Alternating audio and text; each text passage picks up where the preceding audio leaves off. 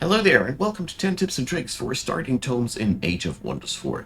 In this video, I want to talk about 10 of my favorite tomes for starting out builds. I will go into detail why I think they are great, what part is great about them, and for which builds I think they are best, and also a bit about the weaknesses and things you need to keep an eye out for. So, let's start out with number one. I want to talk about the Tome of Evocation. This one is one of my favorite tomes for any Battle Mage centric build. That's because they get to start out with Lightning Focus, which increases the damage of Battle Mages and supporters. Mind you, it's also for supporters, therefore support centric builds get a lot of smack out of that too. Obviously, our melee troops get that as well, and they get a nice bonus against electrified units, so there's a good synergy between your backline and your frontline with that alone. Fulmination and Lightning Torrent are among the most potent damage spells in the game. Fulmination being quite cheap for what it does, and Lightning Torrent shaving off the enemy's lightning resistance is a good follow-up for the battle on the map to begin with. You have the option to summon Shock Troopers, which is very nice. If you manage to get them surviving, they turn into tier 3 monsters, and you also get tier 2 battle mages right to serve up. Evocation, therefore, is, for me, one of my favorite tomes to get started with Mystic builds, high culture builds, but to some degree, they fit into any strategy that wants to utilize supporters or battle mages specifically. That's been my experience. The Channeling Tower provides you with even more mana. The only thing that this book does not provide any of you to you is knowledge, gold, production, any of these economy factors. They're all missing here. There's not really much to write home about.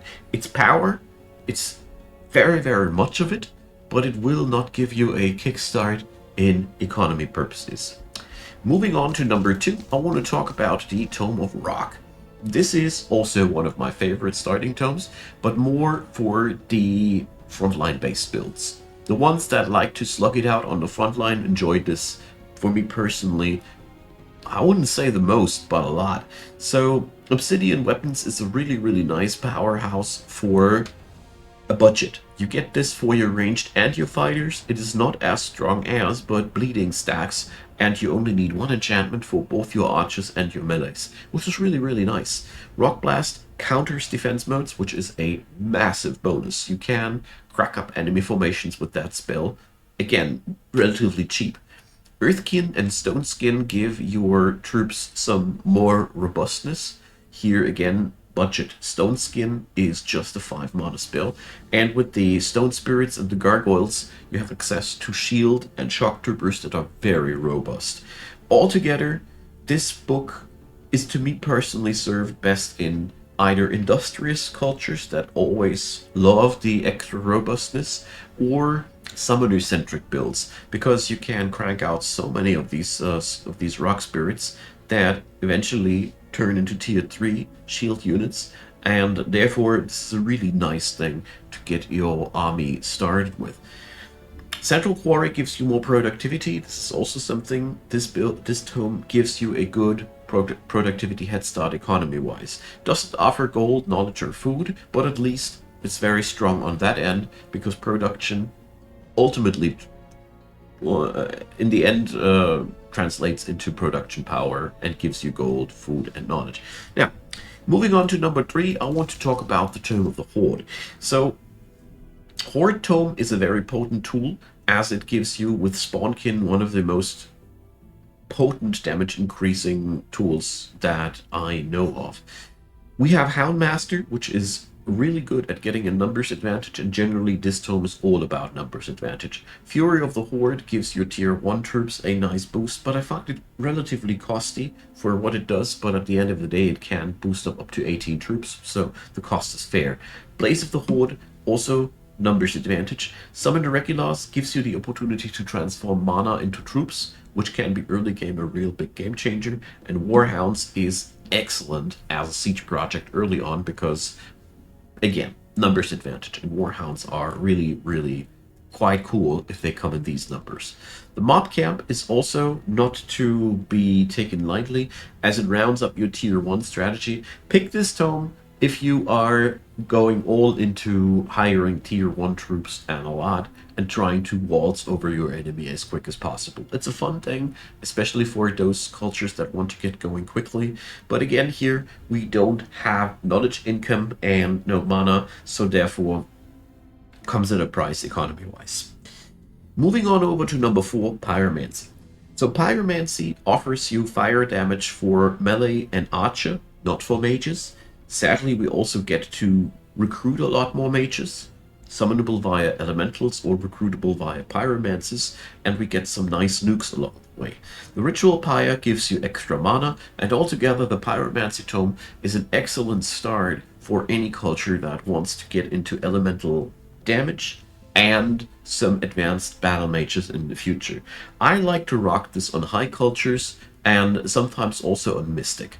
But altogether, you have to have a plan what to do with all those battle mages, because sadly, the Magma Spirits and the Pyromancers aren't that cool without any extra backup.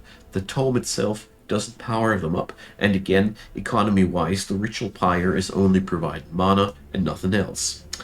Moving on to number 5, the Tome of Enchantment. This one is, for me, the alternative for sturdy, tanky builds if you want to have more of a late game strategy. Here goes. The Copper Golems are excellent for the beginning of the game. You can summon these quite a lot and quite cheaply, and they even evolve into some cool troopers if they survive. Sundering Blades and Purging Arrows are both tools that are meant to strip advantages off of the enemy. In the early game, that is not so potent, but it becomes a stronger thing the longer the game goes. This is still a very good starting tome because of Awakened Tools, giving you the opportunity to get yourself a cheap productivity bonus.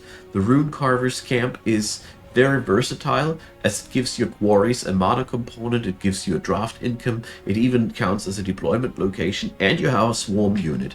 The Enchantment Tome is very cool because it offers some low-key early game power, which translates later into very, very much power, because Sundering Blades and Purging Arrows remain powerful, even in the longer lasting matchup, because buff cleansing and making the enemy brittle are two stats that never grow old. Moving on to number 6, the Tome of Roots. This is one of my favorites if I want to go for a spammy strategy that relies more on frontline and less on mages than the Pyro. With Blight Blades and Poison Arrows, we have the typical combo. Archers get the poison damage, melees get to utilize that. Healing Roots is a nice healer, but Vine Prison and Antwine Thrall are the real joker cards here.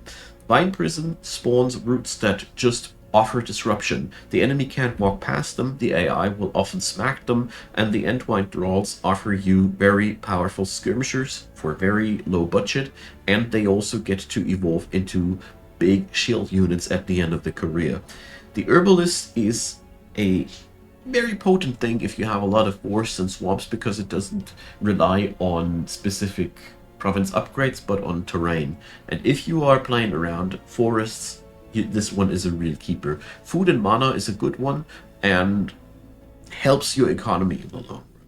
But altogether, you come here most of the time for the damage and the disruption, in all honesty. Also very potent for summoning builds, so I like to play that on primals, barbarians, fuels, a lot of things that like to get a lot of pressure going on early on. Here again, no gold, no knowledge, nothing, so that's a bit of a downer. Tome of Beasts comes as number 7, which is the tome if you want a cavalry or animal-centric build. You get to summon animals, so you get to get swarmy really quickly.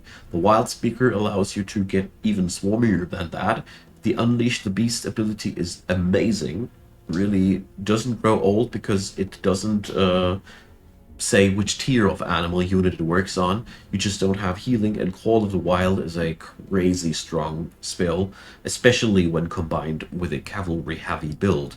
Marcus Prey is dirt cheap for what it does, and Animal Kinship is a nice icing on the cake for the synergy between animal and cavalry here again.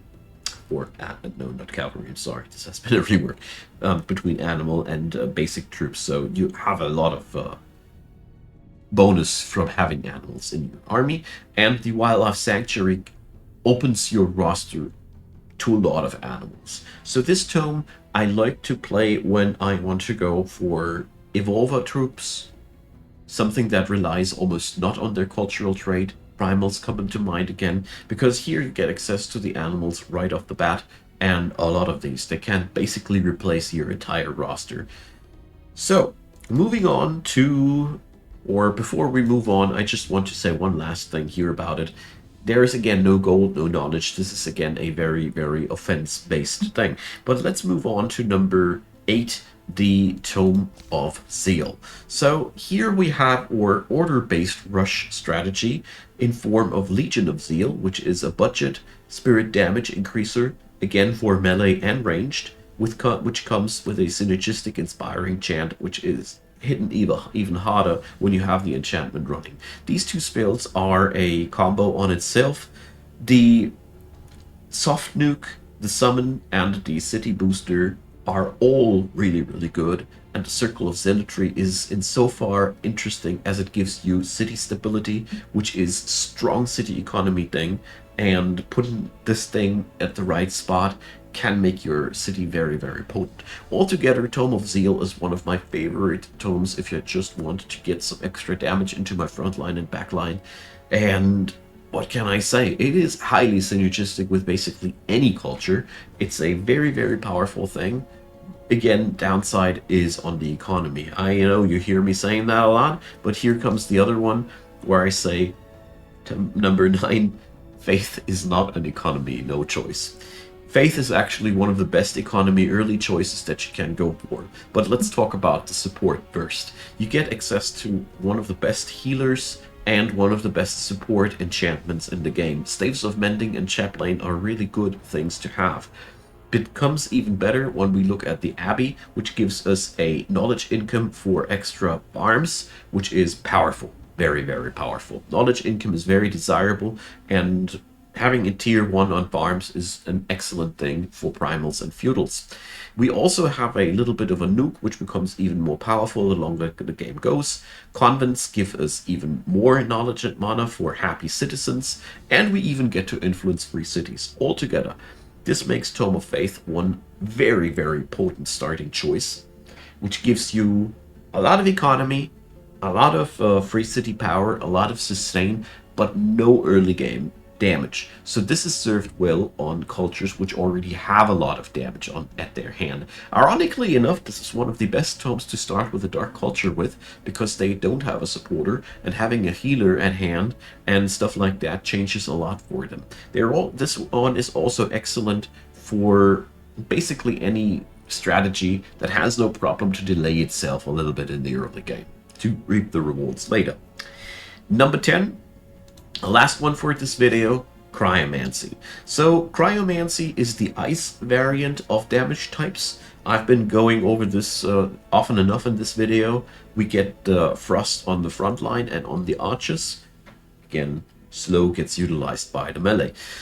We also gain a skirmisher spirit and a CC Witch. The Freezing Blast is one of the most potent crowd control spells that I know of in the game that is so early available. You also gain Ice Coffin, a spell which also inflicts frozen onto the enemy, and we have with Blizzard, again, a status resistance remover. Altogether, we have here a very, very potent combination of crowd control and damage at hand. I love this for the sake of being able to dictate which units moves, which units don't, which units come later to the fight. It's very, very powerful. It gets topped off with the School of Cryomancy, which gives you knowledge and extra mana for icy provinces.